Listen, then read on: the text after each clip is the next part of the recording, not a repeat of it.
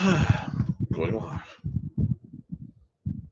Once again on a lovely Friday afternoon, evening, night, whatever, with the Historical Fencing Guild's live stream. I will be hosting the. All right, we are going to try to make it through best we can this week. So, how are you guys? Before we get the show on the road, we're going to have to talk about our sponsor, being me, the Stalker. As usual, we will be talking about Western martial law. In my methodology, you can purchase my book. But we got there, so thank you for your patience as I'm a couple minutes late. My usual technomancy bug. Great to see here. Usually, wow. Okay. Thank you for the like. Thank you for the view. Well, this week we got a couple things to talk about. I got a couple more questions and some things I've noticed. I found some new products I'm interested in. One, I found a new HEMA supplier that I'm going to be nosing around about. Now, everybody knows my favorite HEMA supplier currently for swords that I don't make is Purple Heart Armory or your Cold Steel stuff, depending on what you're doing. But I found out there's a new company weighing into the low-cost trainers category who called Beer City Blades, and they're making a line of HEMA sabers, and they seem to be around the $35 price point. So that's really interesting. I'm going to look into that. I may even contact them to see if they give discounts for reviews or what they're about. Now, I want to talk to folks because I got some neat questions. And one was, Nick, what's the sword do you use the most? That came through, so I'm going to hit that up right off the top of the show with a bit of a product review out of the blue. Because there is I was laughing because for a long time I used it was called a tactical katana machete that was given to me by James Robertson. And that was my lawn sword. I used it when I lived in the woods. I needed a machete to constantly fight back the vines and the branches and the weeds that would get as high as I am, and the assorted horrors of the night. Because I grew up in Ravenloft Valley. Okay, I'm not saying Strahd von Stark had his castle out back. I am saying, though, bats of unusual size and voices in the dark. That was home. But, so, what do I use? I use the Cold Steel Camp Machete. This thing is insane, okay? And it is insane because it's so silly but so effective in that this is a weed whacker, in that I literally whack weeds with this. And it's just sharpened at the sort of toe of it. And it does not come terribly sharp, so being me, I just fixed that. But I actually used this thing quite a lot. And I was laughing because there was something flew into my front door, and I grabbed the first handy thing next to the front door as I was passing by, and it happened to be this. I looked at it for a minute, and I went, okay, I could do some to somebody with this bad boy. And danged if it isn't really useful. It's fairly cheap, and it's made in South Africa, actually. It's called the Garden and Camp Machete. Really neat little tool. It's basically a sharpened putter for the suburbanites who have used putters as weeders so they don't have to bend over. It works surprisingly well, and I may actually do a review of this, just really showing off the fact that I am a, Hawaiian shirt wearing dad of all ages. But we got some other stuff on the menu. First off, I have a surprise coming up. It was supposed to be this week, but I had some problems. That being I got some nerve damage, and once in a while it acts up. And amongst other things, it does this. If you ever see me doing a lot of gesturing and you notice these two fingers aren't bending, that's because they don't always. I have nerve damage, and it's a radial nerve. It goes right through the middle of my hand. and it locks these fingers up. So every once in a while I have a bad run or a bad week, which means these two fingers aren't working. It's kind of annoying. But gripping things, and it gets weird, so I have to be careful. This is part of why I'm so big fan of the keyhole grip. Now, last week we talked about a little bit, and my notes have blown away. Okay, cool. We talked a little bit about adaptive training. People were asking about adapting for, I believe Cindy asked, how do you adapt for physical limitation? And part of, I think, when you're working with that, adapting to a physical limitation, I totally got off track. I didn't mention my surprise. Oh, well, I'll make you guys wait a while. When you're adapting to a physical limitation, you need to be, it's not from the what can't you do. Because if you go into it looking, what can't somebody do? The first thing they're going to say is, well, they can't sword fight. My gosh, they're blind. They're impaired. They can't grip things. They can't whatever. Oh, God, there's a reason can't is a 4-letter word, folks. But if you go, what can they do? And then you start getting useful data. Well, they can grip a light object. Oh. So somebody who has arm damage may not be able to hold up something as big. What do I have that's big? I don't have a lot of big weapons here, but theoretically something as big as this, right? Which isn't terribly big. Okay, here we go. They can't maybe hold this sword. The sword, it might be too much weight for them. Fine. We can work around weight imbalances. You just go, okay, what can you hold? Well, it has to be a lot lighter. Well, let's move the machete-like object so it doesn't come flying and lacerate me on TV. Maybe they can hold something like this. I know some people who require a wider grip because of their hand size and because of their, hand damage. A lot of martial artists, for example, who earlier in their youth and life did hand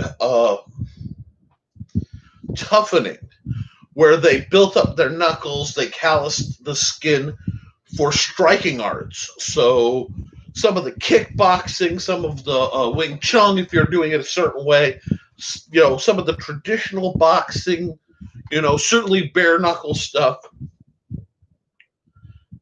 They have tremendous resilience in their hands, and they have tremendous arm strength, but their hands tend to get locked a little bit. They don't extend fully flat a lot of times. They don't compress fully. They end up in this. Now, why this? You'll see me, and a lot of people have commented to me who know martial arts. One thing somebody once asked me, how long have you studied? I think it was Krav Maga or something, long before I had any idea what it was. It was Krav Maga because he was an Israeli spook. He did stuff before he became an American. Anyway, because apparently, the cup grab, don't make a closed fist so it lines up as a thing. Well, I also learned from guys who taught boxing, and when you're in the gloves, your boxing gloves don't make a fist like this. They make an open fist because you have to think about working around the glove. So one of the training scars of certain kinds of boxers is this openish fist. Now, I like it for certain reasons, in that I'm not a big bop, bop, bop. I'm not a striker. God, it hurts my elbows even do it. Over the years, I've become much more of a deflect and go kind of guy. Not full of keto, because the keto guys run into the training scars a lot of compliant, what am I thinking? Compliant partners, okay? And that's one thing I try to avoid like the plague is compliant partners. But that means if they're going to learn to sword fight,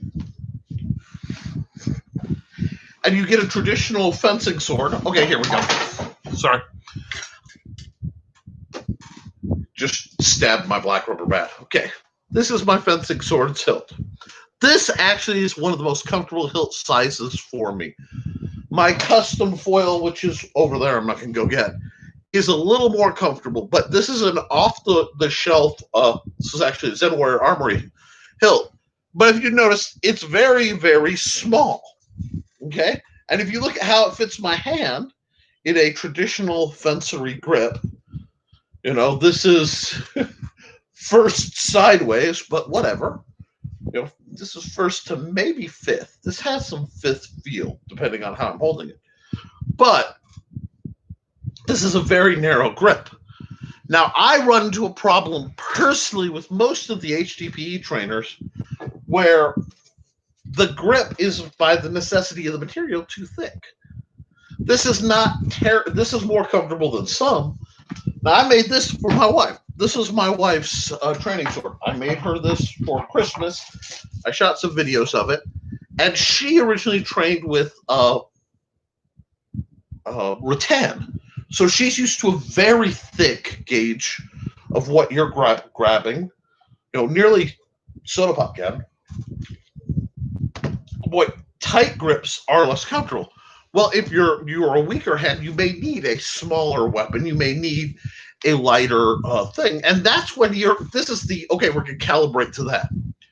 One of my favorite things I saw was I was watching clips from that Game of Thrones show, which apparently was a big deal. I did have the streaming service to watch it, and we have one TV basically that I share with my family. It's in the family room, very old style, I know, but that means I don't watch a lot of R or worse rated things. So I didn't get to watch a lot, but I've seen some of the fighting clips of the idea of Arya getting a long sword essentially scaled down to her that fits and moves comfortably. This is what you should be looking for, and that by scaling your weapon will help with a lot of your limitations. Then you go, okay, if you have limited movement, if you have limited stamina, you can train sitting. I actually, during the very bad days, many years ago, trained in a form of Tai Chi that was done entirely from a chair. Because at that time, they weren't sure I was going to walk. And when that time comes back again, I will pick that particular style of Tai Chi up, and I will train in that again. And if I have to fence from a chair, I'll fence from a chair. It's just how long I can hold everything off is what I work for. Now, when you're dealing with somebody who's blind, you can fence both with someone who's blind, and you can actually fight blind, e.g. blindfolded. In my younger years, that was something that I would do as part of shtick, because, one, I was very, very, very reckless as always, but two, I would fence in an SCA hood, and the conventions, the safety rules, required this horrible, they really are terrible things, puncture-resistant hood to keep you from getting stabbed in the neck, which obviously is important. To be under your gorget, then flip up here, and then kind of come over here. And it always reminded me of, like, the bad guy from Tron. But the problem is, it would failingly slip down over my eyes. So I actually got quite adept at blind fighting at different points. However, when you're actually training somebody, it takes a little bit of specialized equipment. The specialized equipment you need to fence with someone who is blind. First off, you need a quiet, controlled environment. This means you want your list field indoors if possible. Very, very safe on the outsides. The marshals and everyone involved have to be silent unless it's necessary. This is both fairness and safety. Then you have two types of bells. You have one that clips to the end of the rapier. So you have a rapier, and one clips here, and one clips dead center mass of the opponent. And then it's just a matter of working through normal. Alignment and things are taught hand over hand. It's a lot, ranges are taught by hand over hand with a Pell, so that every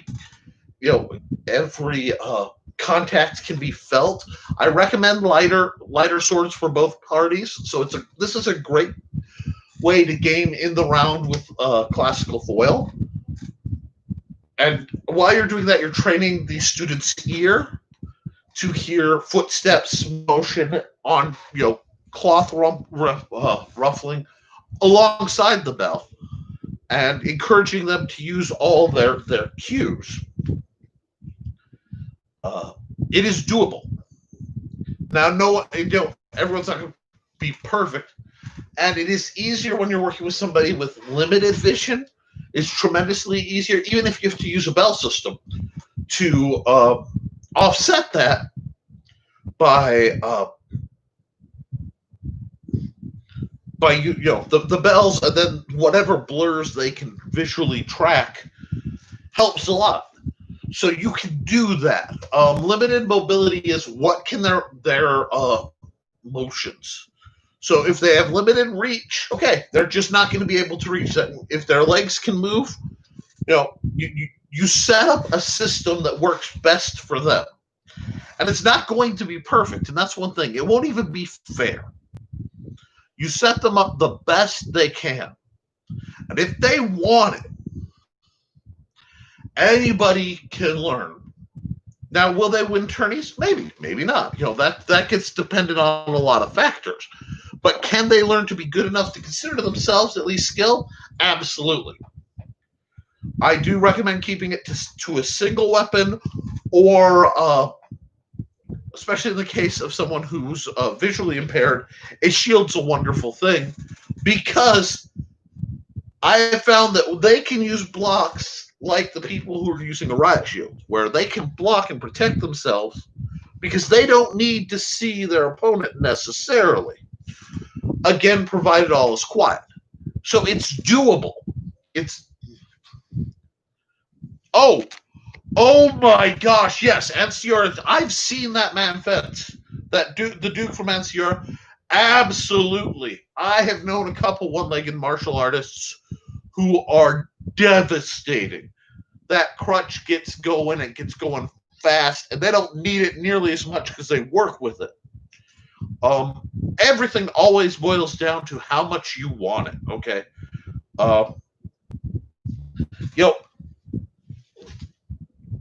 Captain America his superpower isn't necessarily the shoot up drugs that everybody thinks about. Super soldiers, it's that he doesn't quit.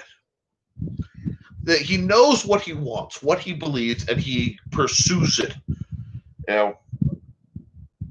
Dogged diligence.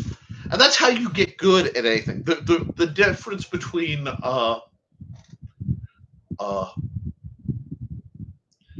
being skillful and mastering something is that doggedness. It's the whole, how are you so good? Well, I have failed more times than you can imagine. And you just have to mileage. I was watching a video on improving your art, drawing. And the gentleman, and I can't remember his name offhand, so bear with me, did a system he called iteration drawing, where you start and you make subtle changes and you repeat and repeat, and you draw and you draw and you draw and you get better. That's the trick, okay? This is really the trick to most things. Pick the basics. Pick what you can do. No. Pick a system and just do it. Everybody wants a shortcut. Everybody wants the magic bullet. They want the shoot it up and suddenly they're better. Heck, I want that. But I've been doing this a long time, and I'm going to tell you, there just is there's no trade-off for just mileage, just putting the time in. You want to be a better driver, drive. You want to be a better artist, draw. But you have to do so there are caveats. You have to be aware of what you're doing. You have to be constantly critiquing. It's a lot of self-analysis. It's the difference between being told something is right and learning through, trial and error and cause and effect what's right. That's right. The more you can experiment to get where you're going in that mindset, it's not just that you learn what you're aiming to, but you learn many different routes to get there, and that broadens it. It makes it real. It's like, not many people know this. My first word was hot. Hot. Yes, my first word was hot. Why? Because we had a wood-burning stove, and it was hot. And my mom would say, "That's hot. Don't touch. Hot. Don't touch." Little tiny Nick touched it, and hot, and that, ow, hardwired, zot. And it's harder to learn that way, but there is a truth. And sometimes the only way to learn is to go through the process and to make my girl, Miss Frizzle, let's make mistakes. Let's get messy. As long as you are aware. Okay. So when I teach people the fence, I teach every student after a while they laugh at me because the ones who've been around have heard the opening lecture. It's the same stuff. It's the same problem. It's the same words out of my mouth every time. I've been doing this for 20 years now.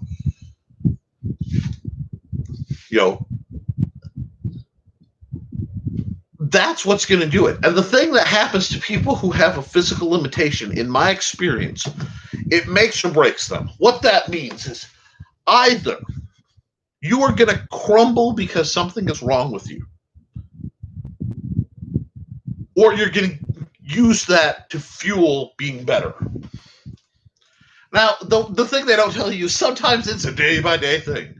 You will slam into days where you meet whatever your limitation is. And it just wins, folks. The depression wins. The injury wins. The agony wins. There are bad days where you look at your hand, you look at your body, and just do what I tell you. And it doesn't.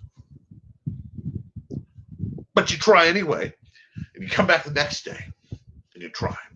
Or maybe you're down the next day.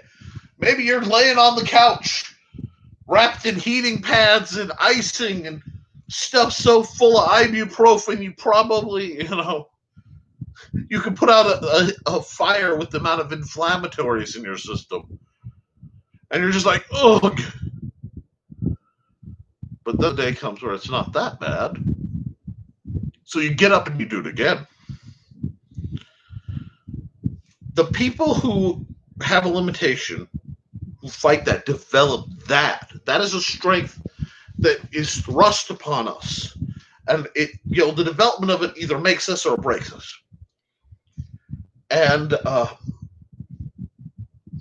I think it prepares people.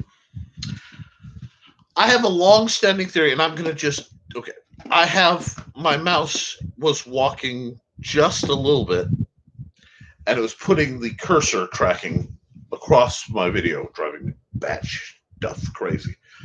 But I talk about a concept called your Waterloo. And it's a concept I got from my dad. Smart man. My dad is a very, very smart man. I disagree with him sometimes on a lot of things, but he is a very sharp man. And the concept of the Waterloo is this. There are points in your life where you are going to be completely unable to win. Sometimes you don't even survive, or you survive only because someone saved you. But until you reach a point where you have been weighed, you have been measured, given everything you have, and come up lacking, there's a fragility in your mind. It's crystalline that breaks something. And just like dropping two bottles in a bar fight, one bottle might shatter to a pile of glass and be useful. One breaks into an edged weapon, you can fight your way out.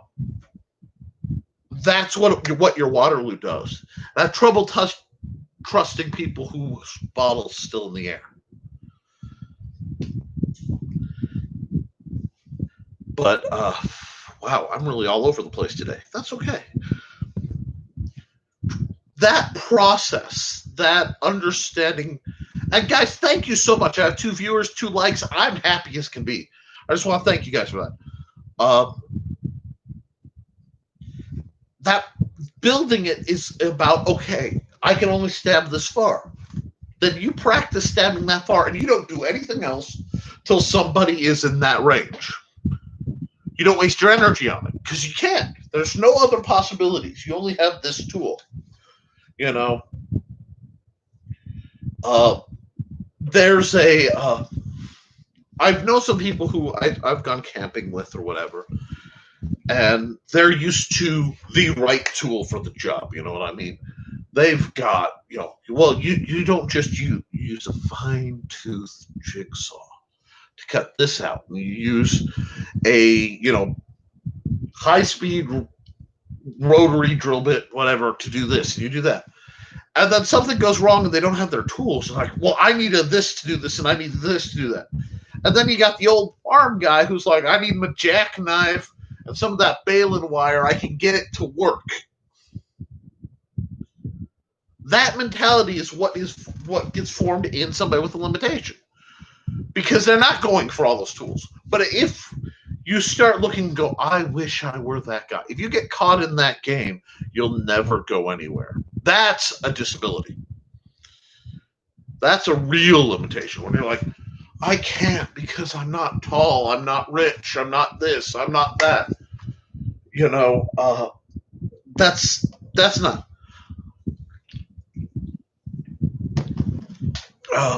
I've told this story before. I'll tell it again. I was talking to my brother, and my brother's a very, very smart young man. Oh, my God, he's in his 30s now. He's just a smart man. He's an instructor. I'm proud of him. But a teacher. He had hit that liberal arts students know about the point when you study philosophy where it gets tempting to think you know a whole lot more than everybody in this. Or, it's hard when you're really smart and you hit college and you're still really smart, and people get used to being the smartest person in the room, and they make mistakes. And this was kind of what he did. He gave me this whole line of, I got a question for you. Yeah, I got a question. Sure.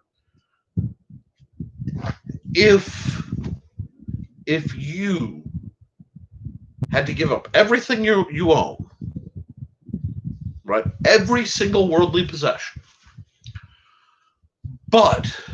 and move into a little apartment, but you knew everyone else in the world would have a place to live, at least equal, a nice small apartment, small house, something like that.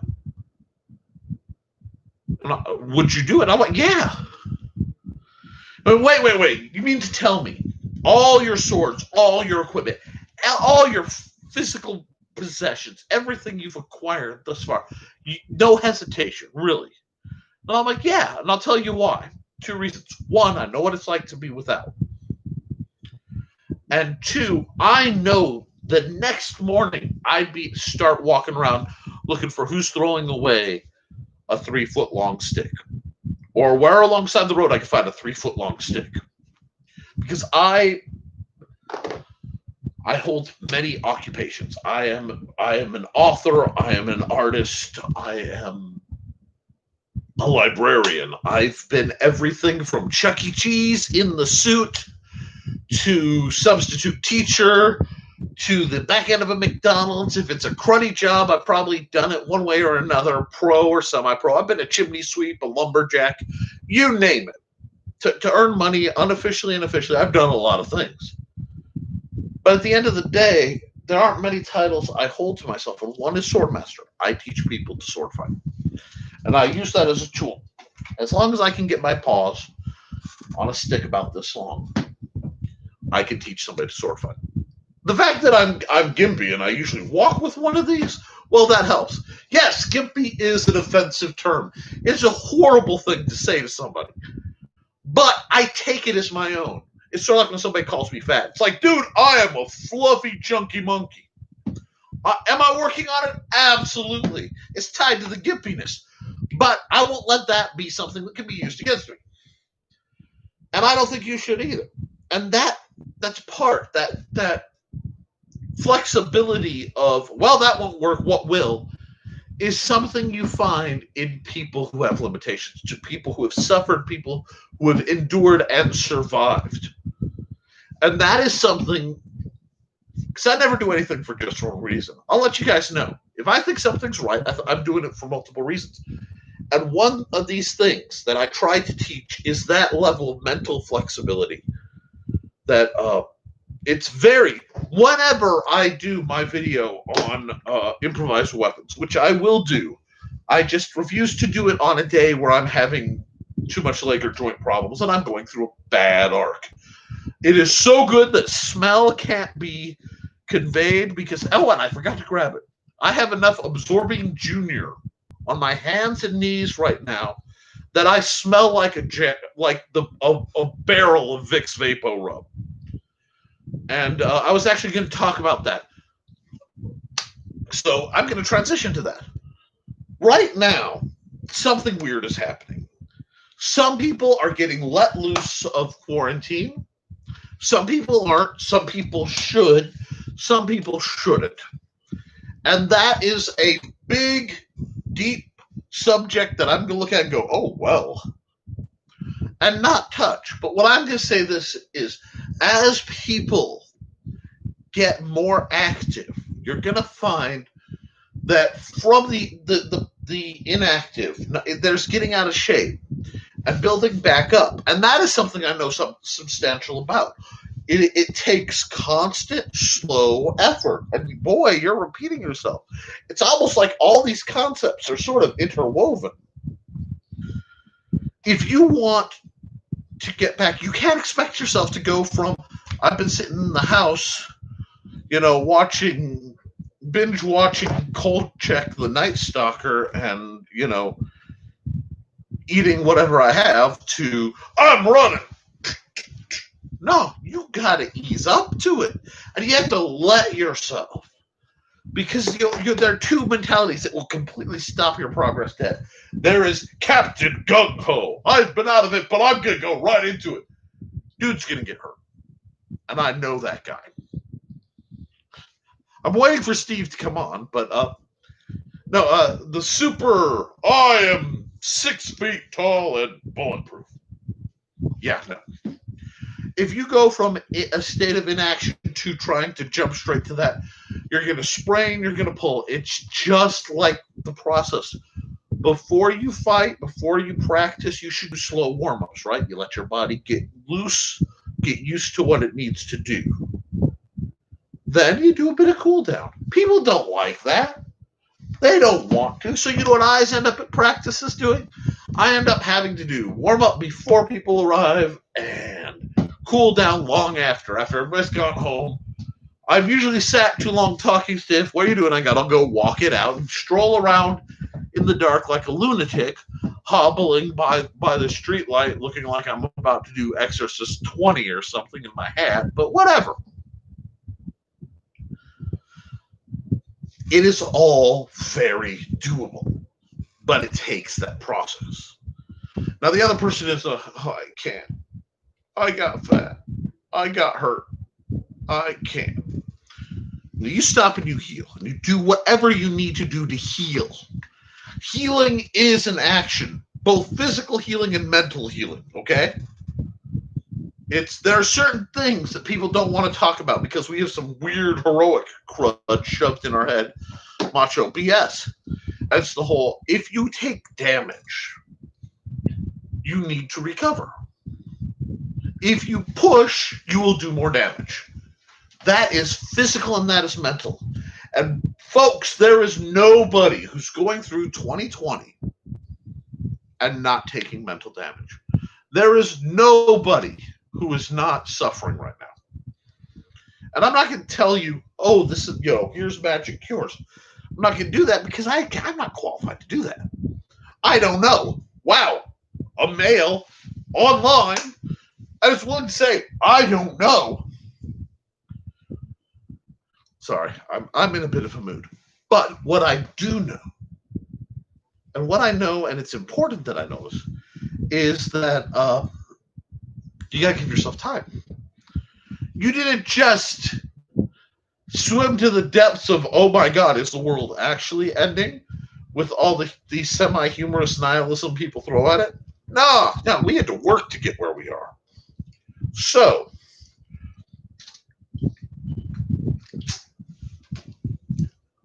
we're going to have to work to get out of it. If you think you can't drill, find something. And again, you're not. I want to talk to you. You have an opponent. Okay, there are a couple enemies in Life that Matter. Real hardcore. These are the bad guys, and most of them I find are internal. Fear is an enemy, but can tell you things. Pain is unpleasant, but it keeps you alive. Ignorance, oh, that's bad.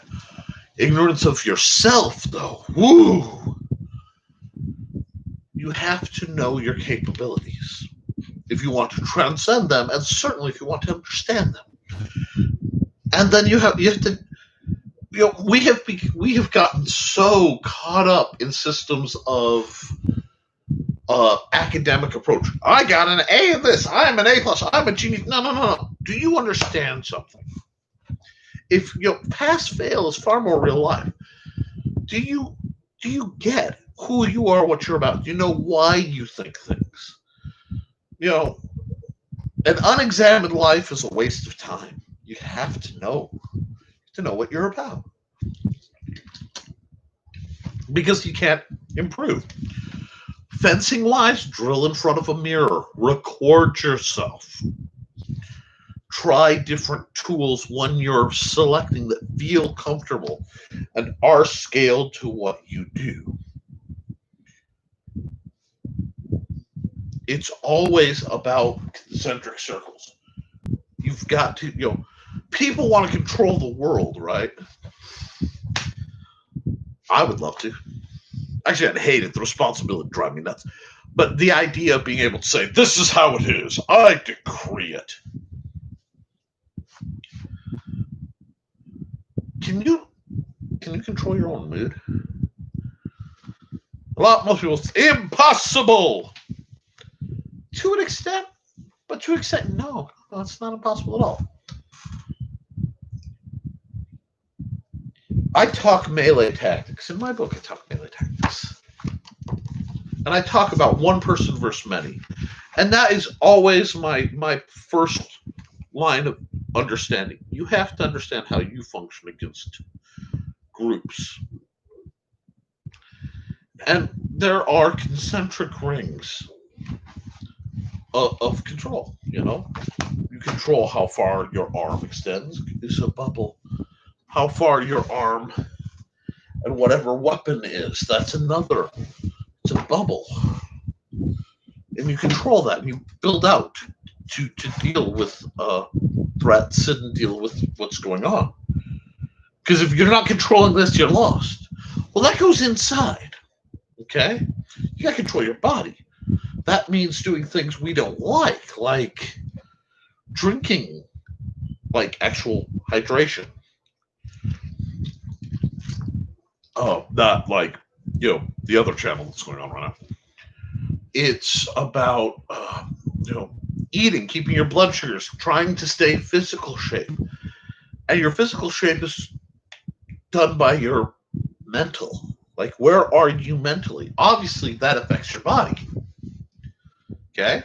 Like, we're all anxious. That means we're all pumping out the hormones of anxiety. Makes it easy to put on weight for some of us. You know, if I get nervous, 5 pounds comes with it, and I'm anxious all the time. So that's kind of how I got here. But I'm fighting it. I'm fighting it because I understand I have to control my mind. If I find myself getting anxious, like, am I letting that interfere with keeping my body intact? Uh-oh. That's not good. And I do. Frequent weakness of mine. So you have to do that too. Whatever you're doing, whatever you want to be good at, you need to be good at bodily. And, you know, you have to just work things through.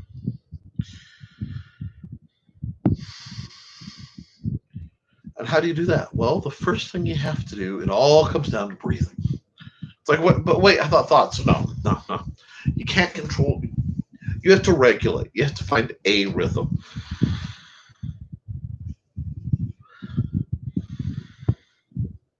And that's everything, guys. Whatever you want to do in life. Healing requires oxygen. And requires expulsion of carbon dioxide. This is basic, ultra simple biology. But you need these as part of the raw materials to keep going. Now, if you hear me breathe, for years people have said I sound like Darth Vader. That's because I have obstructions. It is difficult mechanically for me to breathe. It has been my whole life. But if you focus on your breathing, the rest of the world you can't control until you control your breathing. You're starting to get the air. The air is, oxygen is going to your brain, it's going to your muscles, it's going to your systems. There's less panic because they're not looking for that. You know, you got to go like the rules of 3. You know, you don't go. Metacognition can get you past a lot of issues. It might not solve the problem, but knowing the origin of your thoughts can help you get absolutely, Cindy. Metacognition is a great fancy word, and I love it for just thinking about thinking. That's literally what it means. Metacognition. It's thinking about thinking. For the people who don't know. And that's why a lot of times there are terms like that, but I try not to use them. I try to use a baser explanation, not for lack of understanding, but for clarity to the different viewers. But you're absolutely right, and that's what we're talking about. Thinking about thinking. And to think about thinking, you have to think about being. And that's where it's like, oh God, I feel so pounded thin. Okay, I feel like a block of metal that just gets pounded thin and stretched out to all these different places. And I'm doing all these things, and my mind is tracking all this stuff. And it starts to forget to breathe. I literally forget to breathe. My heart doesn't pay like it should. Everything has to come back, slow down to core. This isn't magic, although it's been presented as such.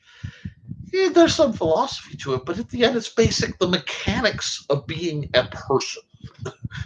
The mechanics of humaning.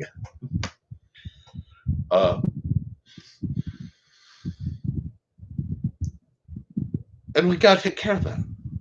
You got to sleep to reset your brain. Got to eat. That whole, 3 days without water, 3 minutes without air, 3 days without water, 3 weeks without food is kind of the military's extreme guideline. They don't talk about sleep enough in my mind. But I think, let's see, how longest I've gone without sleep of any real size is terrifying, and it actually did brain damage. I went weeks and weeks on a couple hours of sleep, months during one of my jobs, maybe years. Didn't know which way was up. It damaged me, and I'm still recovering many years later. We need to sleep. We need to rest as humans. It's like, but Nick, we're talking about fencing here. This is the Historical Fencing Channel. Yeah, it is. And it's my job to help people find the core of their problem and address that so we can work all the way out. And the only way to work out from your problems is to go all the way to the core and go, I'm breathing. I'm breathing. Am I in control of my mental state? Now, I'm not saying, let me put it this way. Am I aware of my mental state? Because awareness and control are two big separate bubbles. And there's I'm aware. Let's say I'm mad. I am angry. For what I am sad, I am scared, whatever. But we'll say mad because people kind of like being mad. Mad's empowering. Mad lets you think you can do stuff. Sad tends to close you in. Is that guiding my action? So then comes this barrier of control. Am I mad? Yes, I am mad. Got cut off in traffic. My boss is a dick. Whatever. And my actual boss is a dick. I actually get along really well with my boss. I'm blessed that way. But currently, previous bosses, some of them have been dicks. But, okay. Now, am I controlling that emotion or is that emotion controlling me? Ooh, this is where we start getting. Because I'll tell you, don't fight mad.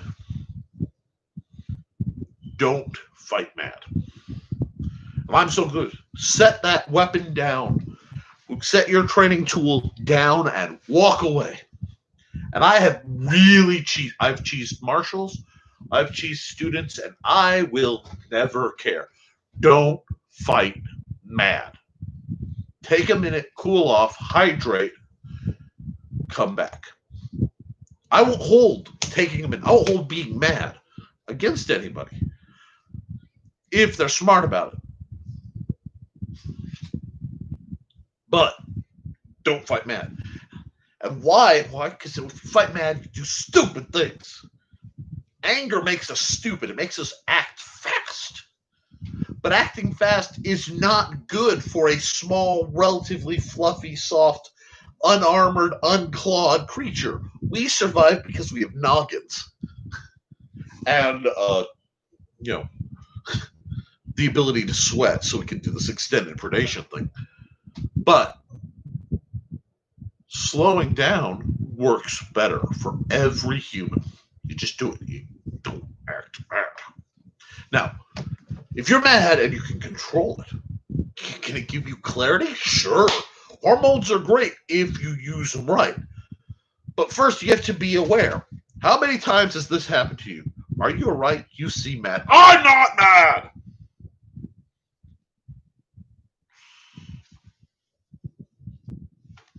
And they're like, ooh, and you're like, oh, apparently I am mad. That's why you gotta have people you trust. Being mad will make you aggressive. It will make you not control. You lose accuracy. You lose precision. You lose calm. Being scared can do that too.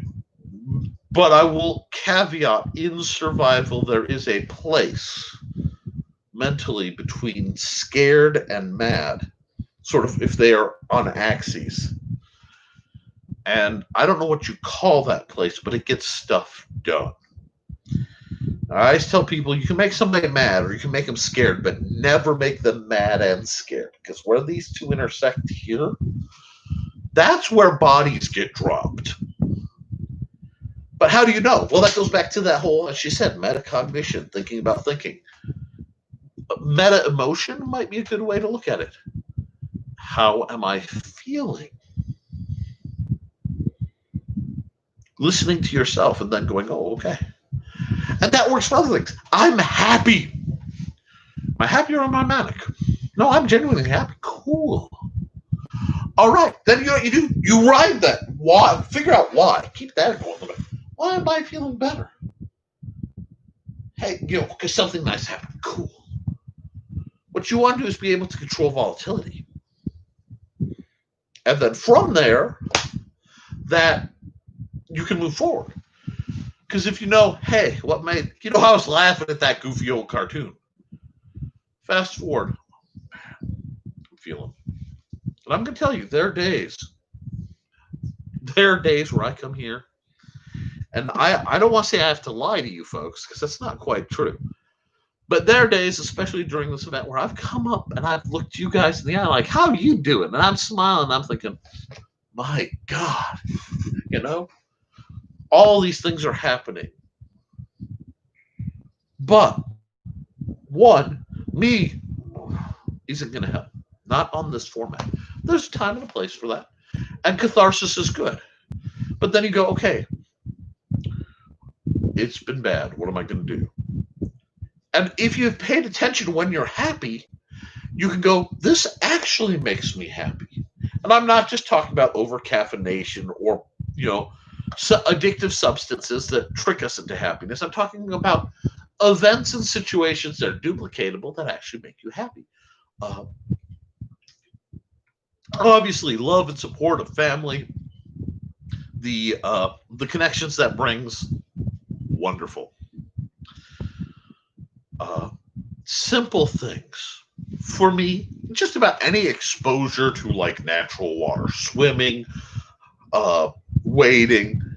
I have found, since I can't do that where I am, if the rain is right and I've got some puddles, my butt's out there standing in the rain like a goofball with my bare hobbit feet in the water, because it helps. That's why I post. Oh, to those of you who aren't privileged enough to be Facebook friends with Cindy K, she posts some of the best dad grade jokes I've ever heard. And this is from an actual dad who is prone to puns and hokey jokes.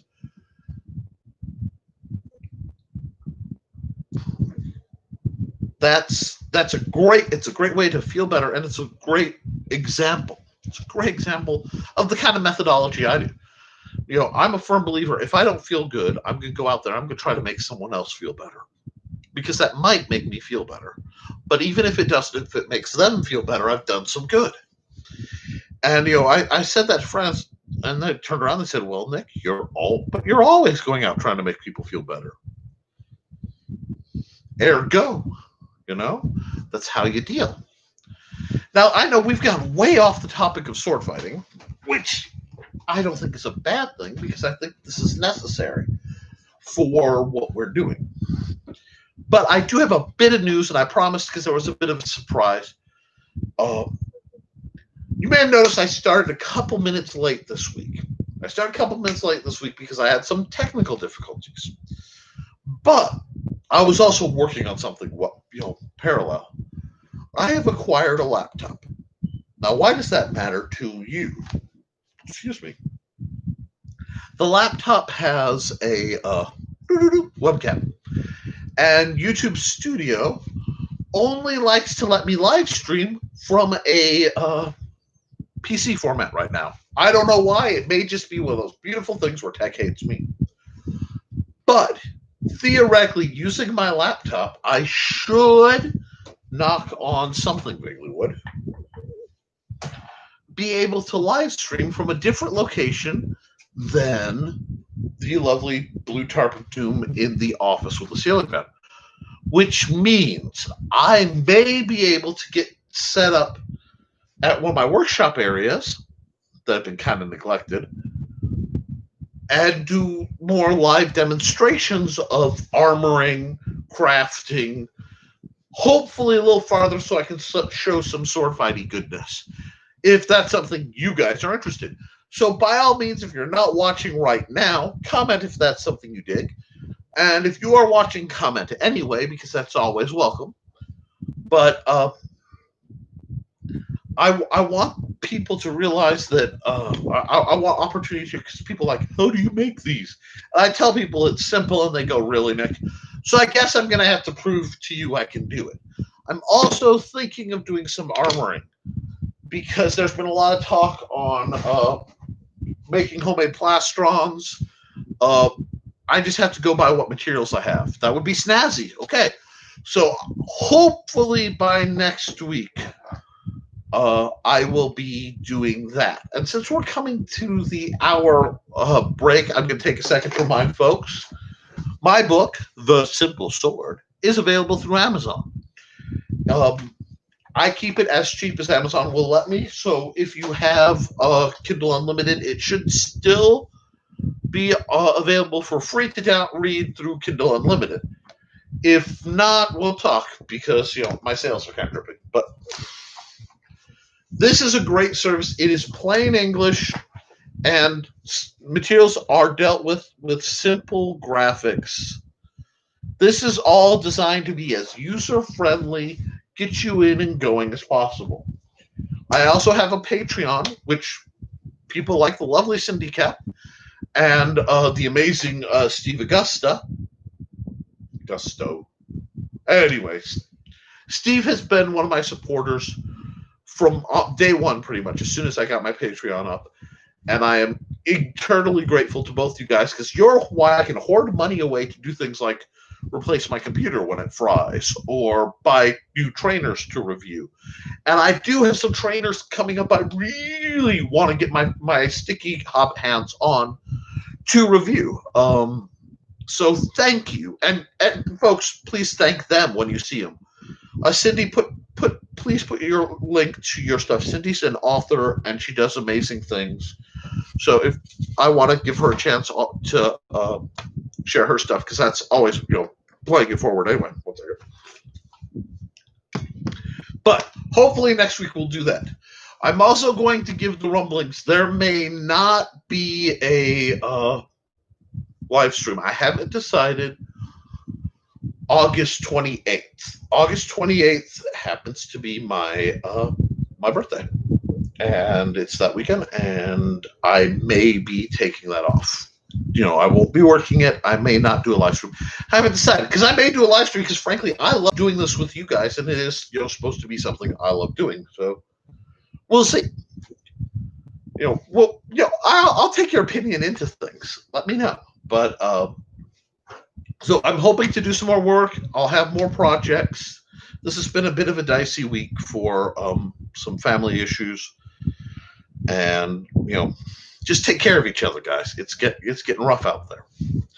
I know I jumped to that early, but there's that. We also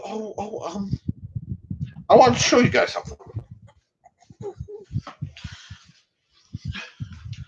This is a Purple Heart Armory Prairie Dagger. And now the trick with this particular one is beneath this lovely electrical tape exterior is, and you can see gaps. Let me get where a mild steel welded. Let me see if I can get another, because there are a couple gaps I can show you. Guard to make it a proper main gouge. This was modified for me by the rather talented Justin Service, and he is making. He made these, and I haven't talked to him in a while, but it is very heavy. But Prairie daggers, guys, this is something I want to show you. This ran, I want to say, in the $50 range. This is very nice. It is on par with the Penty line that Purple Heart puts out. This I have seen as low as $8. It usually runs between 12 and 20. And I really, especially like Cindy, you should get yourself one of these. Of course, they'll come in black, not the lovely chipped up safety orange that I am so fond of for making things visible. But these guys are just about the perfect example of what I was talking about earlier.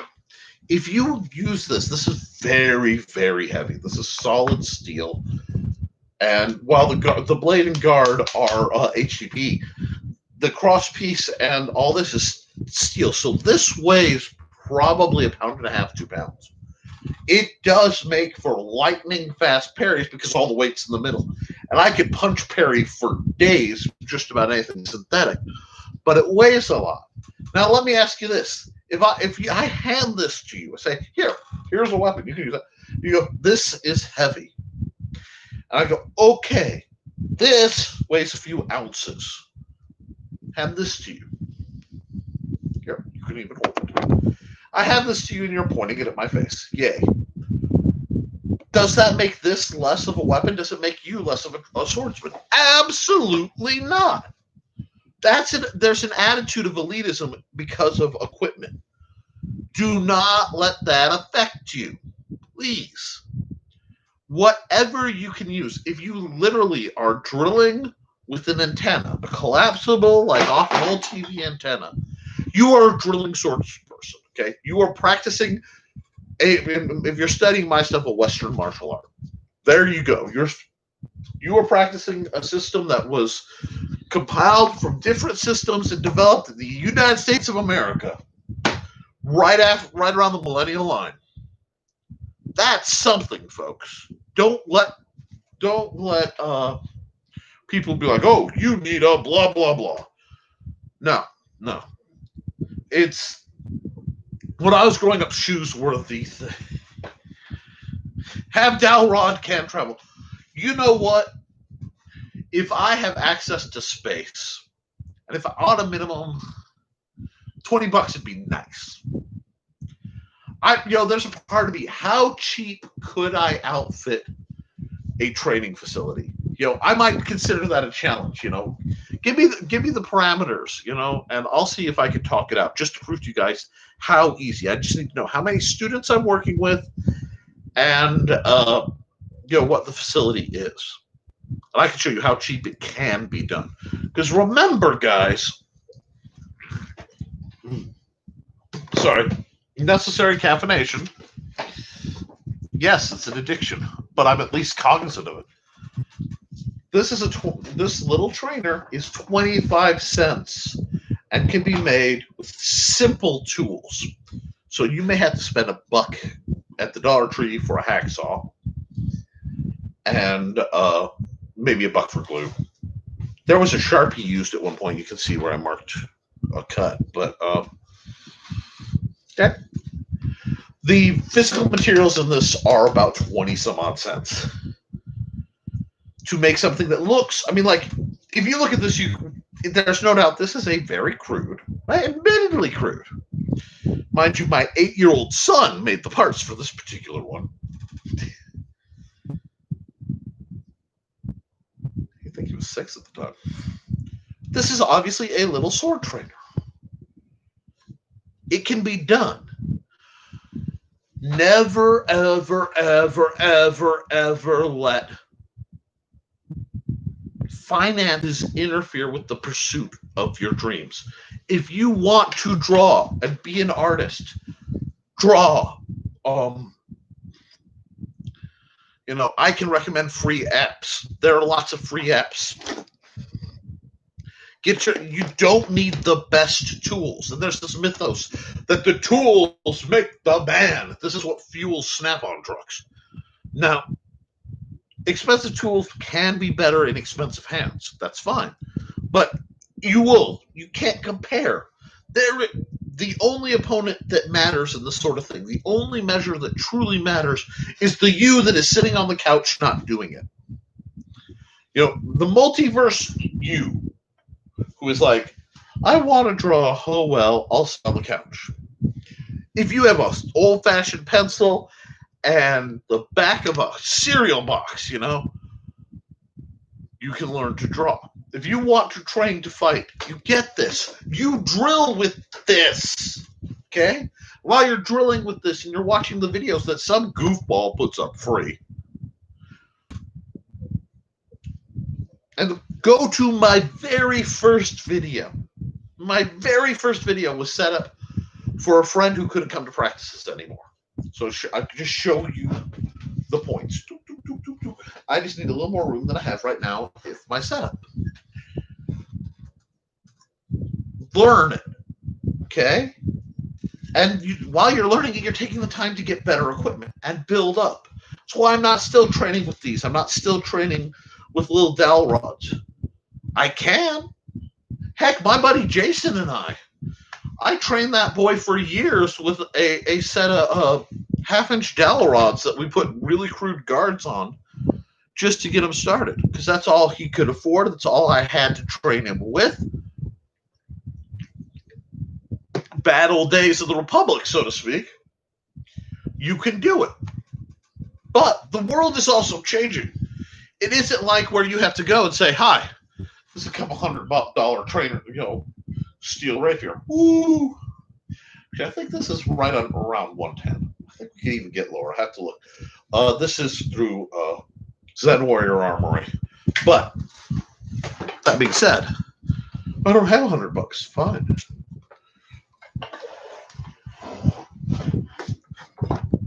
I cut this out of an oversized cutting board. And I was going to clean the Sharpie marks for where I missed and stuff while I was teaching myself how to do it as part of the Honed in HD PE challenge. I did that for a while, guys. You should look those up. Those old videos are kind of cool. But this was done with a jigsaw and a cheap hole driller. A little bit of knowledge. If you don't have the knowledge, you have a sword you know you like. If I wanted to say, train with something like this, okay, this is a sword I have handy. Yay. People love when I pull out a live steel sword. All I got to do is lay this on an oversized chunk of HDP, an oversized chunk of plywood, whatever. Cut it out. Train with it. Teach your muscles how it works. And then you go. You know, the biggest hesitation, this guy is a modified sword, okay? This is my small sword that I modified from a $22 Tai Chi sword that I got off of Amazon. This one actually cost me $11. And that's because they sent me 2 instead of 1. But I modified the pommel broken. I modified it with a couple bucks of parts. So you can do it. A little bit of creativity and dedication. And then learn it. And don't just learn from me. I am never going to be like, I am the end-all master of all things. Am I a sword master? Heck yes. Have I earned that title? Abso-fraggin-lutely. I am a fairly humble person, but I will draw the line and say, yes, I have taught many people how to sword fight. Now, has there been a varying level of success? Absolutely there too. But can I say I can do it? Yes, I have earned that title. That title is mine. But you can earn your titles too. And that's the thing. You earn my swordsman. Absolutely. You ever want to see me get kind of cringed? It's those I studied the blade memes. I get cringe about them because, in all honesty, a lot of it applies to me. And I've had some people try to use that against me. It's like, oh, you're Fedora. I studied the blade. You know, while you were doing the slice. Thing is, I did, and I have, but I teach it. I'm not a dick about it. It doesn't make me superior. It means I have knowledge you don't. But guess what? Knowledge is meant to be disseminated. We figure things out and then we share it with each other to make humanity better at something.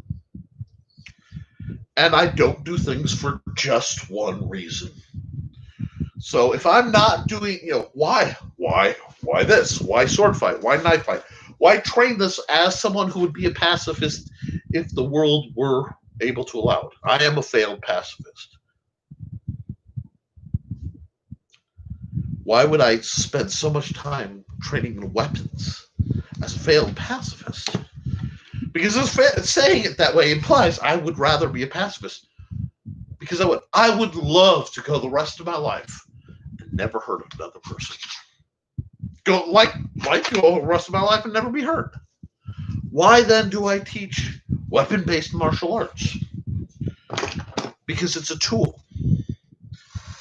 You can use the swords I use, the swords I make, the swords I train with. Okay. I'm fighting an opponent, sure. What opponents am I fighting, though? The other guy? I'll be honest. Even in the SCA, very rarely did I give a rat's derriere about the other guy. Now, mind you, it cheesed me when they cheated, sure. And that, honor is subjective. But what mattered is I'm fighting me. I'm fighting the me that wants to sit on the couch and hide from everybody. I'm fighting the I'm putting the anger and the fear of years of bad juju into something to make it better. And that's what you can do. Because, like, the nightmares are less scary, even if it doesn't kick in until you wake up. But I will tell you this, and this is from experience. There is a difference, and it is a tremendous difference, from losing, and being able to do something about it as you lost, how you lose in life, in a bad situation. The difference from being able to go down and do, take something with you, and having to just endure what a beating.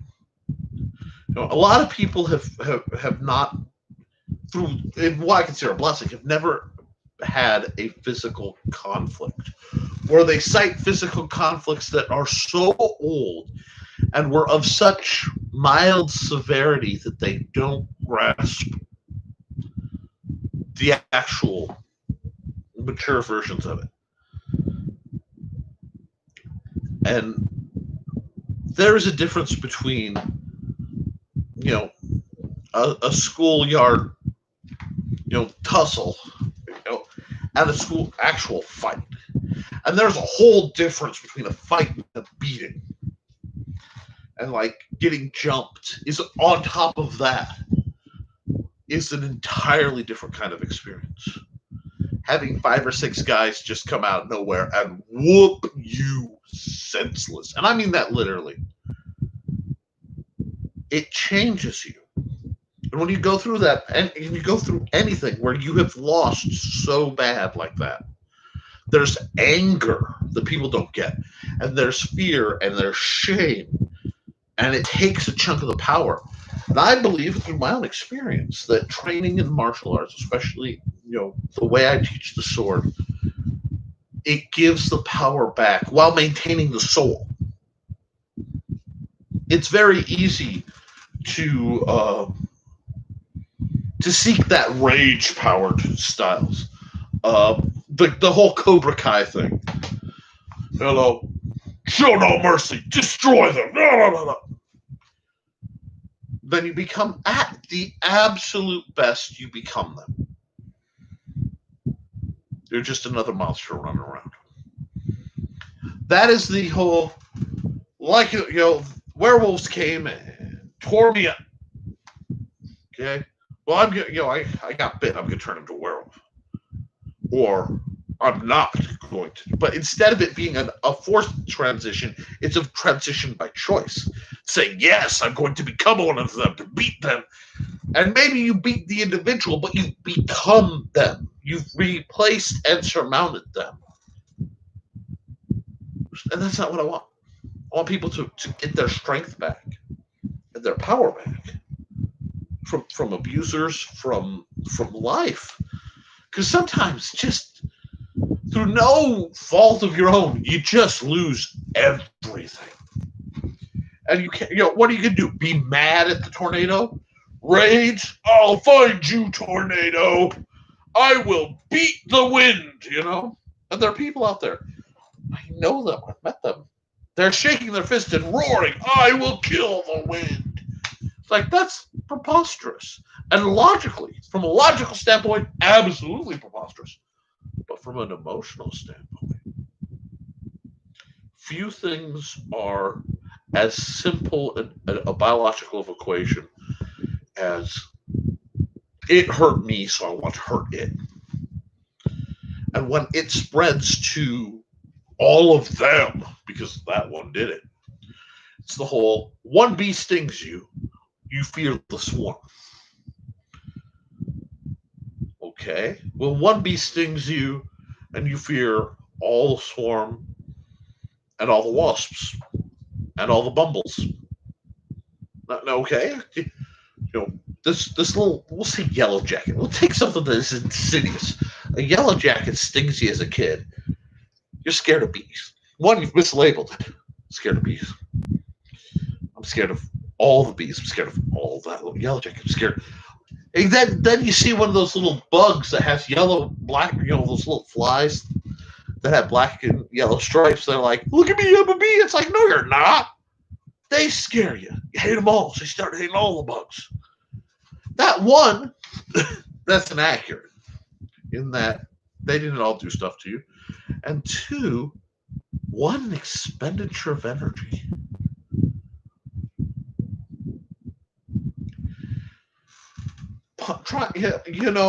Nero went to war with the ocean. You guys out like stabbing the sea.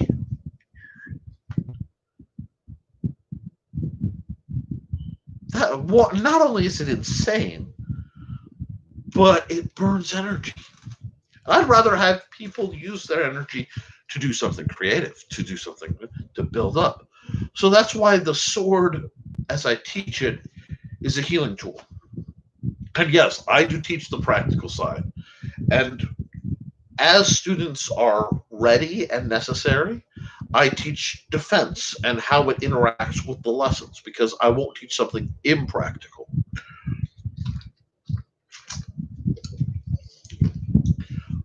Because that's not me. But at the same time, don't lose sight of the other lessons. For example, I enjoy marksmanship. It's been a while long while actually, since I've been behind anything and pulled the trigger. But I used to air rifle all the time. It's one of my biggest hobbies. I loved air rifle shooting, and before I was as blind as I am, I could pip an ace at about 100 yards with an air rifle. Iron sights. Later, I had to go to scope. I was good. At least by my standards. Now, other people, yeah, like, that was good. That's good enough for me. It's like, what does that have to do with anything? Could I have used it to kill stuff? Absolutely. Have I killed anything with it? Not to my knowledge. I have ran off some stuff, but I've not, inflicted fatal wounds. But what else? It taught me patience. It taught me control. It taught me perception. There are times where you need to be able to turn off the world and focus on doing one simple task. And that is life-changing. Archery is the same way. Except now you have elevation. It teaches consistency. I'm going to do the same draw every time. Okay? It's funny. My cheekbone, lip, and my right here. As soon as I say archery, they come together. Every time. I got this funny little thing where my thumb is right under the side of my nose. Bonk. And yeah, archery is one of the few things I don't do ambidextrous. I can, but I have damage in my right wrist that holds it together. So the pushing that would spread the wrist is done by my left arm. The pulling, which actually pulls and lessens the damage, is done by my right arm. These three fingers, anchor to the same spot. Am I great? No. Am I out of practice? Yes. But did I learn a lot? Because the one neat thing about shooting is the act. You make an action, and it causes a reaction. You have to squeeze that trigger. Whatever you're doing, you have to squeeze that trigger. Not pull, squeeze, calm, breathe, extend out. Everything is smooth. Nothing but the shot matters. Archery is different because when you're shooting archery, the tension is there, especially if you've got some poundage. That arrow wants to go, and you are telling that arrow no. Archery, I think, is almost more like anger. That you're holding that, and then you let it go. Ooh, there's a lesson there. That's why I like to teach and train the sword. Why? I can attack. I can attack my problem. I can directly,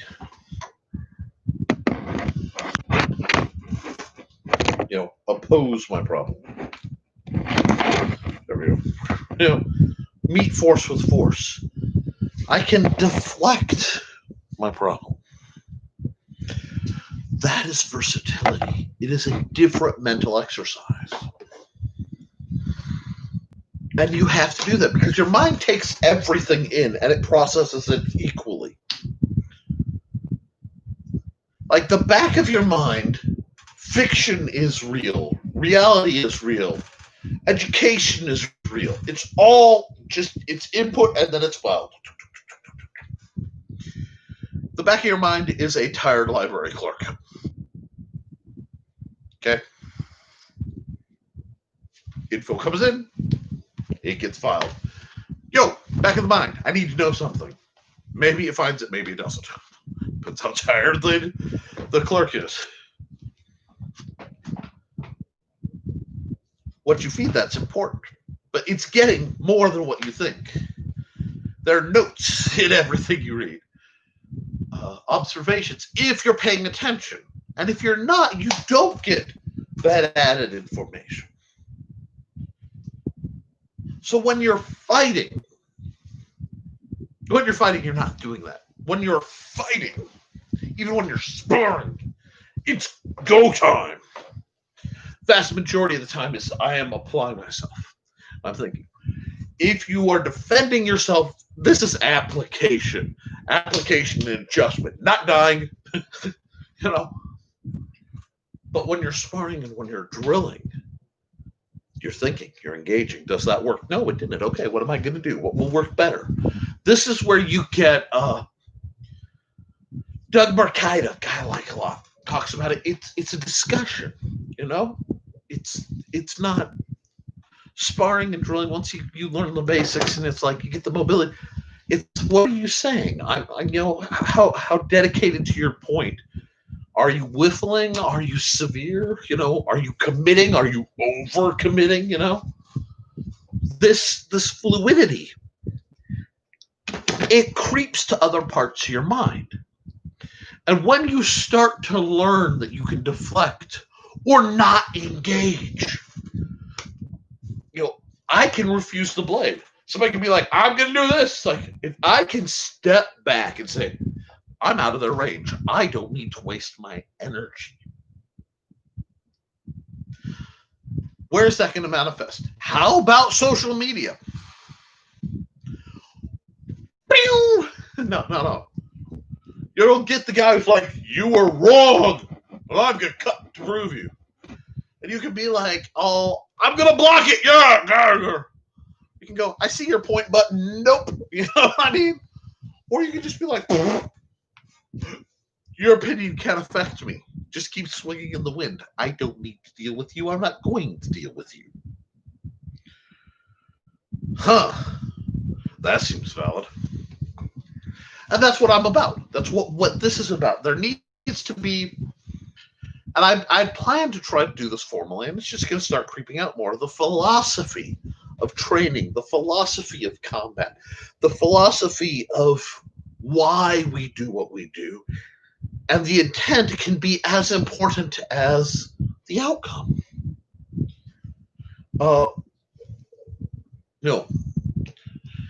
Anybody who wonders that, think in terms of legal. Like, if somebody kills somebody, they've killed somebody.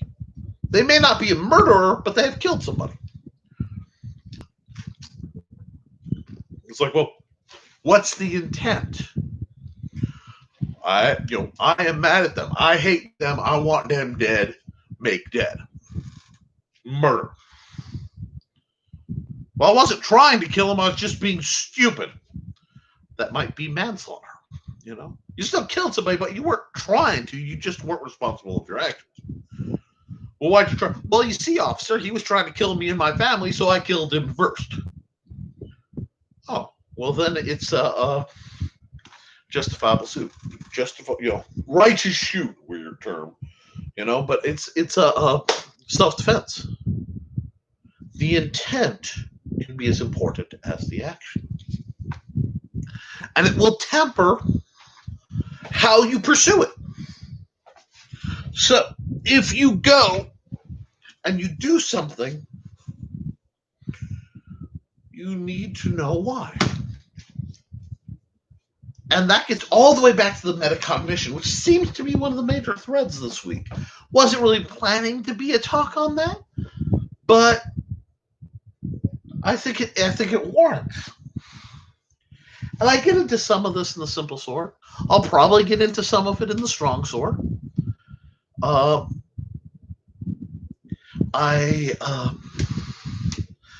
am planning something cool for my patrons. I just, like I said, I've been having some tech difficulty, and now I've rectified it, hopefully, again. So there should be something good coming. So pay attention to that. But while we're here, I want to talk about something else. Do not, because we're kind of in the development arc, and how that affects people with limitations. One of the biggest limitations is inexperience. I'll show you something. It's one of the first trainers I made. Okay, I was still figuring it out. I didn't have my circle cutter, and you can see where it was supposed to be, and you can see that the lines aren't parallel. It's kind of bulbous. It's off center. The grip actually feels quite nice, but you know, this was a very amateurish creation. Now, by the time I made my little saber here, it's much better. I did purposely round it more, and while I burnt it a bit, melting the edges to smooth them, because that was what I was working on this project. There's growth from here to here. Okay. The net, this one, even though I didn't round it off, it's much more symmetrical. It's much more where I want the pieces to be. Does that devalue the creation of this? No, and that's something we slip into. We think because it's not the best, it has no value. No, if it works, it has value. If you learned from the process of doing it, it has value. There is a great error that artists and creators, and remember, this is a martial art. Isn't that interesting? It's a martial art. It's not a martial science. That means there's an element of the self added to it. A science is something that is equally repeatable by all people. And it's very hard for martial art to be that way, because if you look at the nature of them, you have to adapt for your body type versus theirs. You have to adapt for your situation. There's a lot to adapt. And that flexibility, that personalization of any style, of any form, is what makes it an art. And because you're starting to make your version of it better. So this is still totally valid, both as a little short, training sword, and as a lesson. Now, I could, of course, come back knowing more and maybe having a better eye, remark it, buff it up, trim it down. I could stylize and fix this, but I don't. And I don't because this is a reminder of, you can make a simple tool, which actually this is very nice length for me when we talked about reverse grips. I can easily do that, and this is a couple bucks. You could fit this on a normal over-the-counter size cutting board very easily from Wally World. So you could get several of these for like, $5 or $10, depending on the thickness of the cutting board.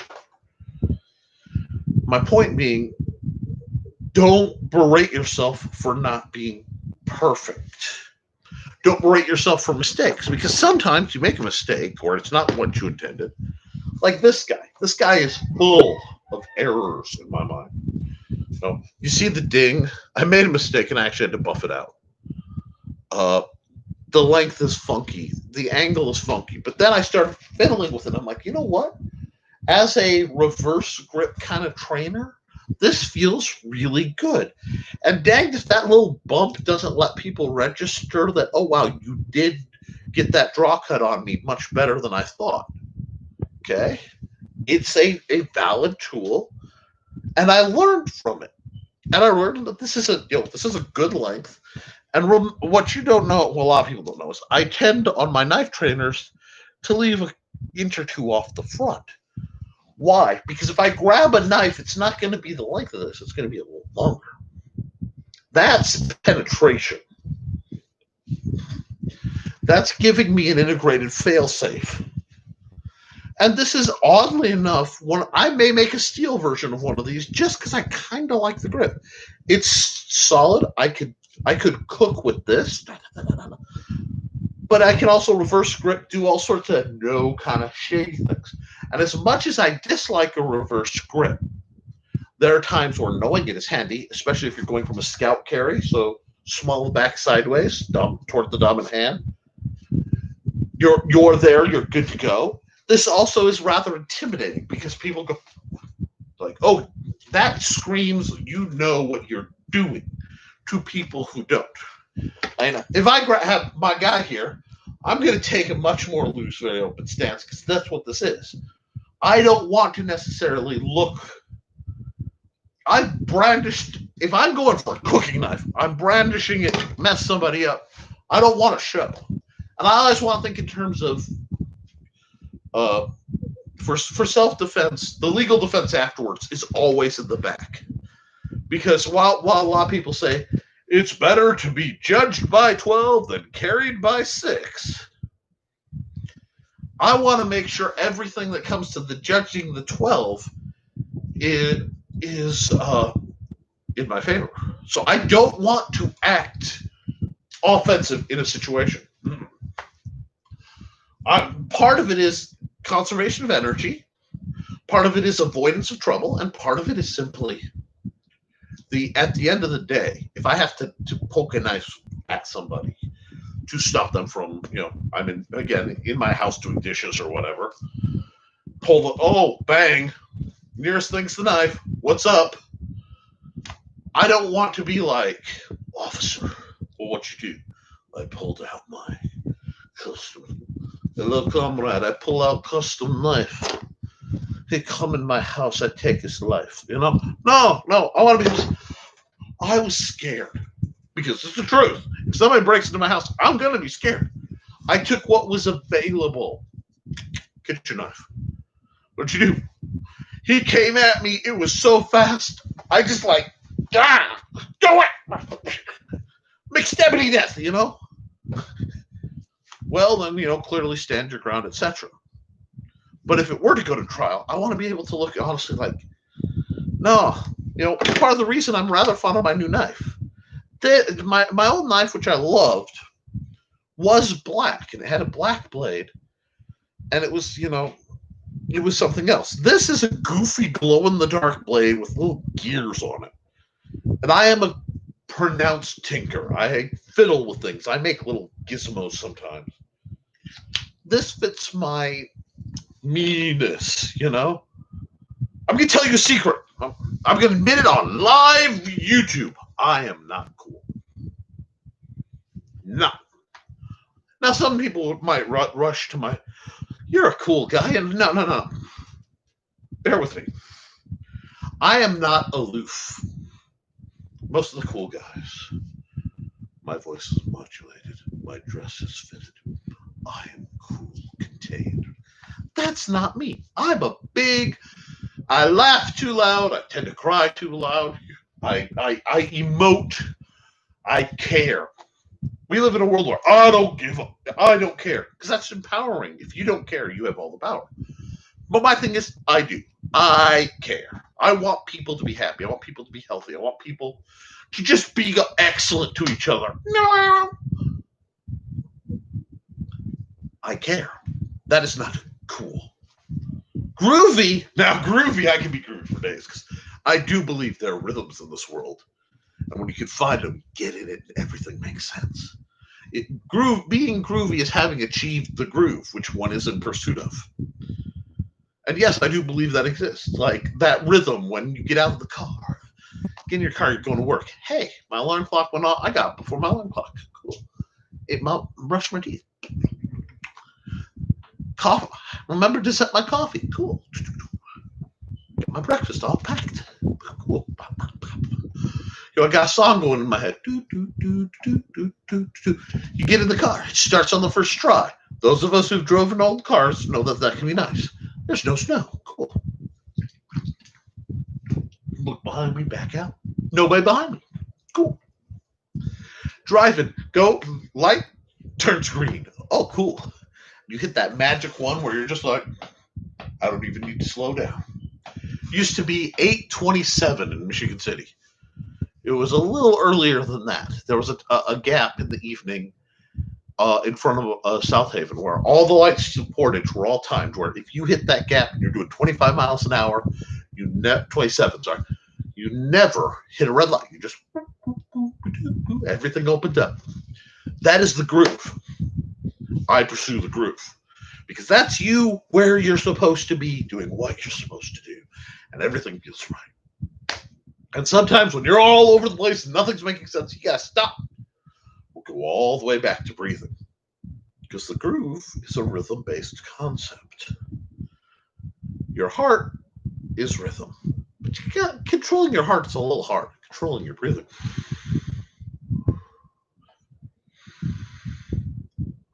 That's easy. That's important. That's where you find where your rhythm is. Because if you're like, you're way off the groove, man. You are just, and that ain't cool. I know I'm all over the place. That's okay. It's okay. So I'm going to pull things together a little bit. I'm going to take a second. I'm going to talk. What's coming up? Well, I want to do a craft day, and that we'll say next week. We'll aim for next week. That may change. Everything is fluid. You guys tell me what I do you want to see more of, okay? Understanding the format limitations. My forge is not set up. None of my forges are really set up. We're still having that temperature flux. And because of my medication, the sunlight has turned me into essentially a Dampier, where it's like I get sunsick. So we're balancing that out. But if you want some armoring talk, if you want blade making talk, if you want gear talk, let me know what you're interested in so I can work with it. That's best done through either comments here, messaging me if you know me, or the Historical Fencing Guild's public group, which I have to tinker with a bit to try to make it a little more open, I think.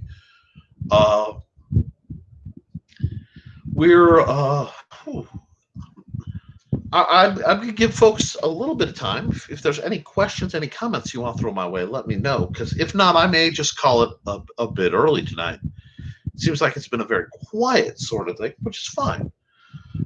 Actually, I'm going to check my other thing, see if I have any messages that I may have missed. And we're looking pretty clear on I got the sword thing. Okay, swords versus swords. Last week there was a question about what styles work against what and how to fight them. That's fun. I asked people to tell me what styles they want to discuss specifically, but I did get again the what is your Star Wars style, and that is Form 2 Makashi's closest to what I do, obviously with variation. I do like Sword and Dagger, but my daggers are fairly long and my swords are fairly short, so it gets a little funny. The best style is still the one that works where you are. Oh yeah. Let's see. I mentioned the marketers. I feel like I'm forgetting something, folks. So if you know what I'm forgetting, let me know, and we will come right here.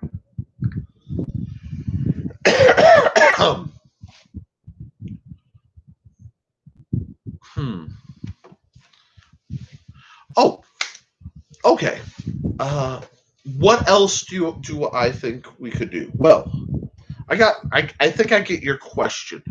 The question that was sent to me is, aside from sparring, what can you do by yourself? There are certain types of targets you really want to have set up if you're an individual training by yourself.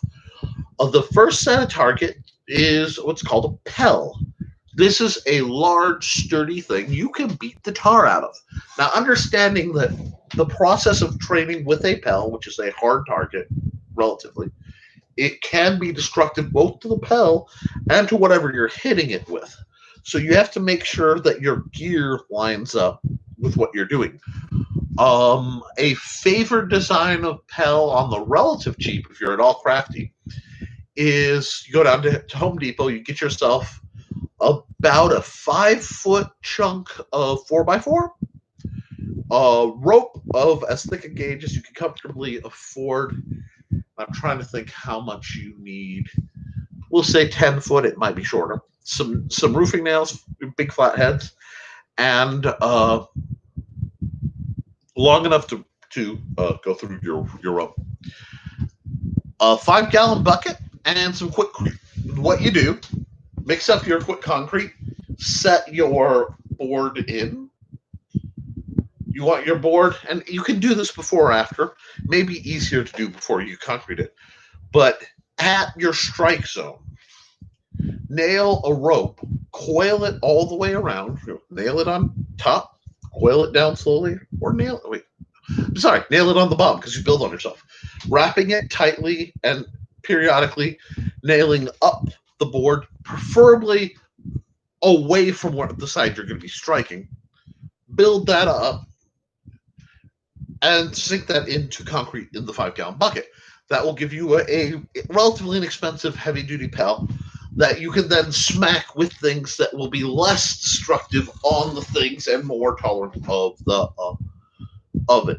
You can also mount tires. Old tires make excellent targets for that sort of thing. Another one that is a wonderful target to have is a hanging ball target. And you can actually buy these pre-made because in the garage door section of like a hardware store, you're going to find a tennis ball essentially with a chunk of string that goes up to an eyelet screw, and you just screw that up, set the rope where it's hanging at roughly head height, either head height or chest height. Take your weapon and you just practice poking it, and as it moves you're tracking the target. I might add some versions of that into the video for next week. I think we really need some internal prep stuff. But those are the two I would chiefly go with. Now you can all make the hanging ball target with like a wiffle ball. You can do larger ball. You can use smaller ball. Anything that can handle being suspended. This is definitely something you can trash bash essentially and improvise. I have at points been known to hang cans with a bit of string from a tree through the little loop in the pop top and hang multiple, so I have multiple targets, knowing it's going to wear out and snap, but it's literally garbage, so no biggie.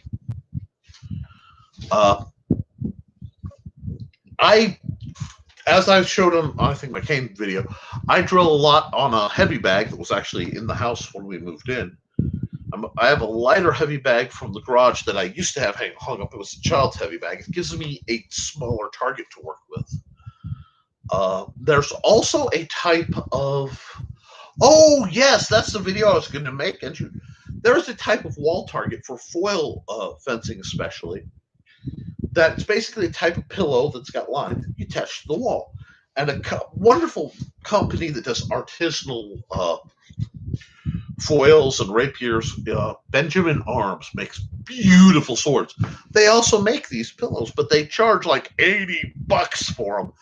And I can make one for next to nothing with my good friend Camp Pad, some fabric from an old shirt if you have one, staples and or adhesive, and a little bit of wire to hang it. we can make, and then what that's going to do is help protect the wall behind it. It's still better to do on against a concrete wall or something sturdy than drywall, because drywall is kind of unforgiving of impact. But there are ways to work around that. If you guys would like that as perhaps a first crafting day, because a lot of that I can do quietly. Power tools are going to make a lot of noise to work with, and I don't think necessarily you guys want to deal with that. So, again, especially Cindy, because you're here, comment and let me know what you'd like. The other thing I can never stress enough is a good mirror. By good, I mean big, not expensive. I'm a big fan of the narrow, like door mirrors, like they use in dorms. Just something you can put up and see. Now, if you have the money and inclination, making a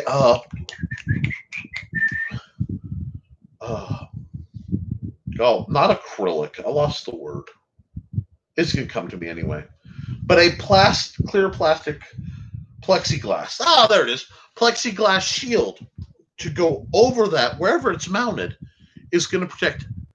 I used a Target. Yes, a button cushion from a kitchen chair makes a wonderful target, and it's very, very similar functionally to such a thing.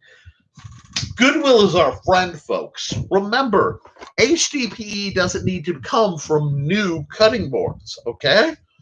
You go to Goodwill, you buy a cheap cutting board. I have heard tell that some Subways, especially of your relatives, when they replace the long bar cutting boards that they have to replace them every so often. Occasionally you can get them. Sometimes boating supplies can get you big chunks of HDPE cheap. You can make your weapons. Cindy, that's the mentality I want, and that's what I want people to think. Part of being a product of the 80s is I grew up with the A-Team, and I grew up with MacGyver. And there were a lot of imitators after that, but these are the big two. And that mentality of repurposing is beyond ingrained. It is a piece of who and what I am. And that's what you want. You want to be able, like, one of my favorite bucklers started out life as a pizza pan at a Pizza Hut. Another one I have in the garage that I intend to work on is just a really nice stockpot lid that I kind of acquired. That's where we want to be. Like, guys, if you can get a blue barrel that doesn't have much in it, you can make gorgeous functional armor out of blue barrel plastic. And you can get a pretty nifty, rather heavy round shield. Topic idea. I need to know how to make a fencing jacket. I know what I need to know to make a fencing jacket. I know SCA and Sierra rules, but was that sufficient overkill? Wow, did you just drop a great bomb on me? Okay. Now, my wife, who is with Sander and usually misses these because she's with Sander and I get embarrassed watching myself do these. Hush, anyway. Did the sewing. Now, that's a good point. You always want to meet the standards that you are working with. That means if it has convention like the SCA, you need to make sure it is. The Mid-Realm Rapier's Martial Handbook used to have a brief discussion, but the pattern, I've been looking for a good pattern to modify to make my own fencing jacket. It should match what you're doing. Now, the cheap, easy way, what I did is on my obesity armor is I just took a hoodie that was a thermal-lined hoodie that had opened up the gap, and I put the camp pad in. If you're not doing a SCA-style sport, you can get away with that for the impacts, but it won't stop a broken blade. Fencing jackets and even gambesons have come down a lot, but a lot of it is buyer beware. Let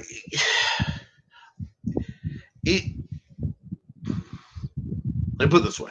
The armor should match the weaponry that you're using. And sorry, I'm still here. Okay. The plastron, especially as a lady, roughly if you're build an egg, you want to wear a plastron.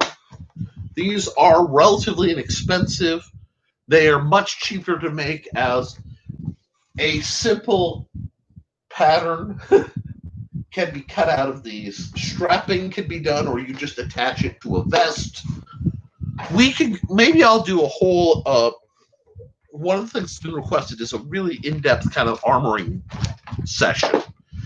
And that might, now that I can, assuming it works, that I will do an in-depth armoring kind of session, and I can just talk you through. But a lot of it depends on making sure that the armor you wear matches the weapons you're fighting against. Because what I ran into with SCA stuff is, it is great against a broken blade. You know, the 4 layers of trigger, or a layer of ballistic nylon, which is what I wore. These things are wonderful for a broken blade. They do little for blunt impact from a rapier tip, and less, in my opinion, for a cut from like a concussive strike a la side sword. And that's one of my big arguments. That's where you want plastic underarm. And what I recommend, especially if you know how to sew, is go look up Purple Heart Armory has some. There was a company called Destroyer Mods. I think they market through Purple Heart. Have some modern HEMA armor. Look at that and look at the plating. And they usually have some fairly detailed pictures of how the plates work and the padding. Now, I'm not saying on a low budget somebody could improvise a pattern for that at all, because that's not what I'm intending to do in a video at all. You know, I will say, if you have the money, lay it down. If you have the money to buy safety gear, buy safety gear. Don't switch it, especially face and head protection. A good quality 3 weapons mask will cover most of your face and head needs.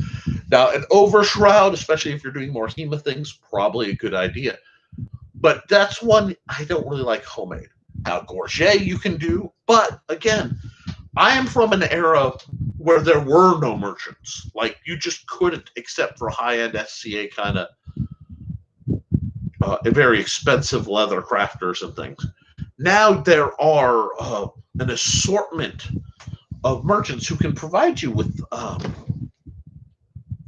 quality armor for full contact armoring stuff. I mean, now my brain is trying to run, but yeah, Purple Heart will run SPES. Spes is a Polish company, I believe, makes some gorgeous body armor. Now, yes, you can get cheap stuff on Amazon that may or may not be Wish grade padded gambeson, but that is also, kind of at your risk. So it really, I need to know what weapons you're fighting with to further answer that question. And I will take that question probably in the commentary, either below or just direct message me, and we'll work more. Oh, I made my STA gear from a men's shirt pattern because the collar overlaps with the. I agree. Yeah. I actually had at one point it was a chef's jacket. Okay, if you're shadow boxing,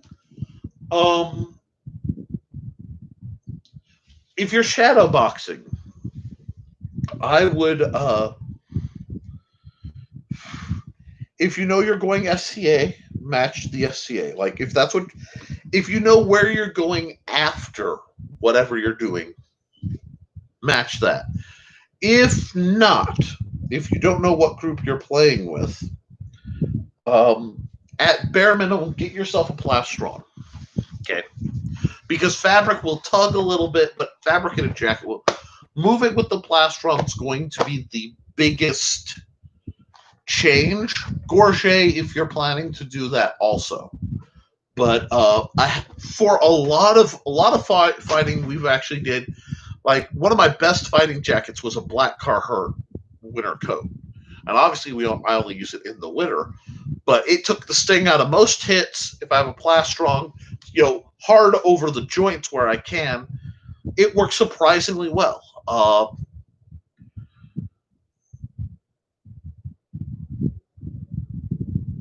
Why is complicated? Okay. Well, then what I would recommend, like I said, for now, and the nice thing is we're in communication. I can help you more with that as time goes by and as my brain is fully jogged. Yeah. If you don't own a plastron, get one. These are optional. If you were fighting SCA, regrettably, you need to make sure that it has a lot of relative flex. There are much stiffer plastrons, but you need to be able to feel the shot, though you will probably hear it. I also need to know what kingdom, because what you need to deal with epes is very different than what you need to deal with rapiers. So, I realized you guys don't get to see the text. Cindy is talking about, she's shadowboxing, she's thinking about going SCA. What should she do? Long and short, if you're making your own, follow the patterns.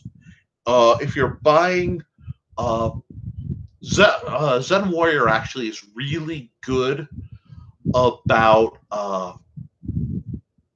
their jackets.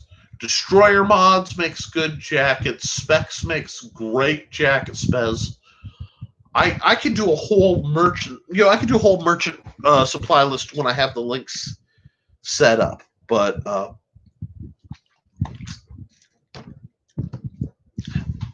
and like I said, when in doubt, especially if you're in a group, contact the group, because sometimes they're more persnickety. There are always new merchants coming out. There's old ones going. So some of my information can occasionally be dated.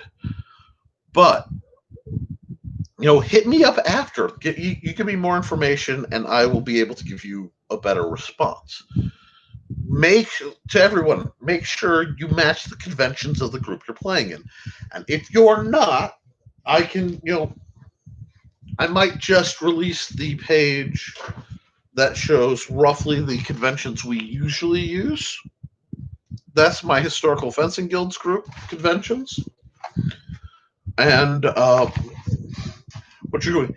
One big thing, especially for you, Cindy, is don't worry about the body armor, because if you're using fabric, it's going to feel like a heavy jacket, most likely. Worry about your hands, okay?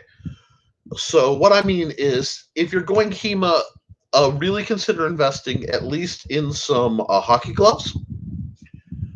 If you're going SCA, you want to fence in your leather gloves, because that's going to affect how your grip feels. You're going to want to change that if it chafes, if it binds. Gloves are very personal, and it takes a while to work through. So the gloves are almost more important than the body armor. If you said you're thinking SCA, keep in mind the hood, the mask, as much as you can wear while you drill, it's going to help you later. But it's more important that you drill. So we are at almost exactly the 2-hour mark. It's been a little slow this week, but I kind of expected that. We meandered a bit. We're going to give you a quick cover. Next week, if all goes well, I'll be doing the crafting version of this.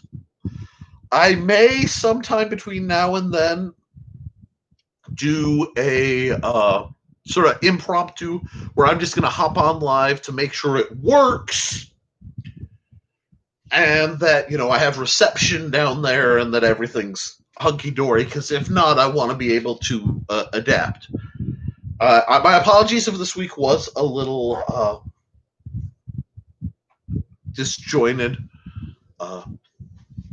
medical news of some friends and relatives in this pandemic has hit, and I've been a little affected by that. But also some health issues. But if you like what I'm doing, thank you for putting up with it. Consider please buying my book, The Sport, if you haven't, The Simple Sword. It is low cost. It is the simplest, fastest way to learn to sword fight I know with plain English. And yes, to the folks asking, I have some of the Gorget making stuff in the back to talk about. So if that's what you guys want me to focus on, please comment here, comment in the through anything that comes through Patreon will always be on top.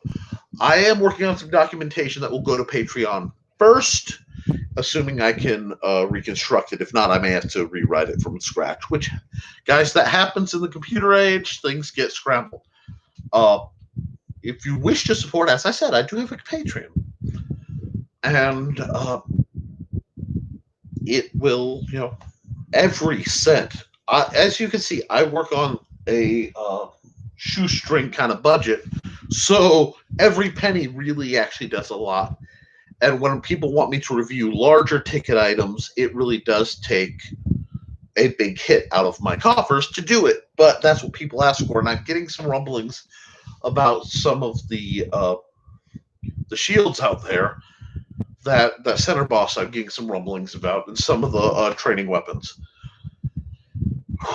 So I'm trying to figure out how to do that while questing to get my own gear redone, which is why the crafting videos may start happening from a practical side.